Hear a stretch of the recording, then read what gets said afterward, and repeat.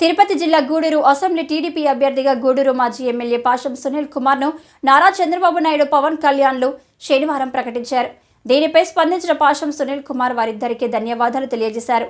అలాగే తన పేరు ప్రకటించినందుకు తనకు చాలా ఆనందంగా ఉందన్నారు.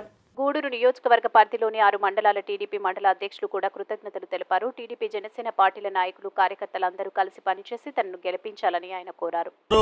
కలిసి మాట్లాడుకొని గూడూరు నియోజకవర్గానికి నా పేరు అంటే సునీల్ కుమార్ అనే నా పేరు అనౌన్స్ చేయడం నిజంగా చాలా సంతోషంగా ఉంది.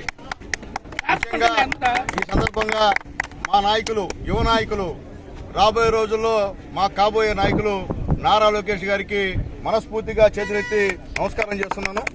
ఎందువల్లంటే యువగళం పాదయాత్ర మా గూడూరు నియోజకవర్గంలో చిట్టంగూరు నుండి మొదలై దిగ్విజయంగా అన్ని మండల పార్టీ నాయకులు కొన్నిసారి చేయలేకపోయినాం. ఈ 5 సంవత్సరాల్లో తట్టడం మట్టే అనుకోండి.